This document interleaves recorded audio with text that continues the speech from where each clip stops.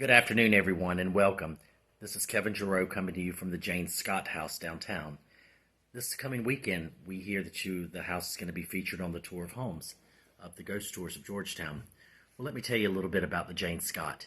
The Jane Scott House was built in 1739. We thought it was 1780, but it's 1739 from what the records show. It was built by a man named William Fleming from Scotland. At some point, Napoleon's generals hid out in this house. And, sadly, a young lady took her life in this house. Now, as I sit here in the living room, I'm going to come back and share some of the stories and strange things that have happened to us here at the Jane Scott.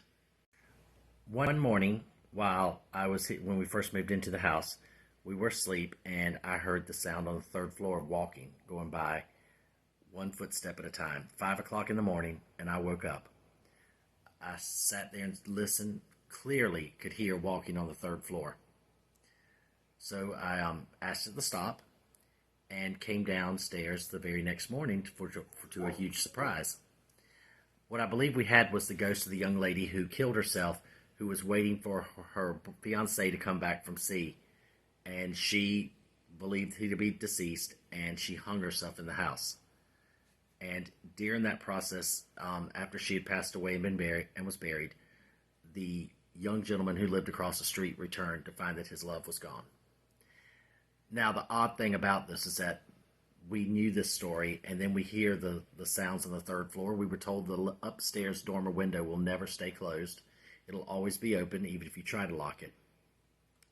And when I came downstairs the next morning, not one but two china cabinet doors, two china cabinets, the doors on them were completely wide open. Strange coincidence. Was she looking for something? Another oddity here in the Jane Scott house happens on the staircase behind me. This staircase used to go up to a landing and then turn and zigzag its way up to the fourth floor. So there is a full basement in this house that you can stand up in. Then you have your main floor, your bedroom floor, and then your top floor, which was bedrooms also. We've heard many stories that Napoleon's generals hid out in this house. And guess what we hear on the staircase some nights? We hear those footsteps running up and down the stairs.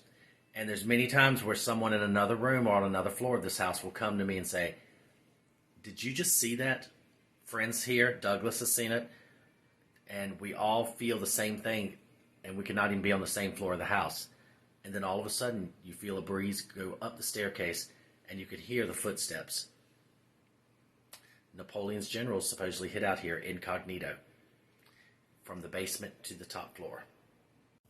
Here I stand on the third floor of the old 1739 structure, and this is where another oddity happened.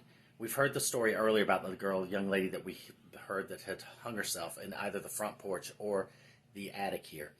Now, there's the dormer window, not the one behind me, but on the other side, that will not stay closed. So, saying that, one day I came up here, and there, lying on the table, was something that normally stays on the first floor of the house, the main living floor of the house. In a dresser drawer is a sterling silver lady's hairbrush. It's a dressing set with about 6 pieces, and I keep them all together wrapped up. How did that lady's hairbrush end up on the third floor? Another one of the oddities of the Jane Scott house. We live with these things every day. We know they will happen when we least expect it. But that's part of the things of living in a 1739 house. You never know who may come to visit.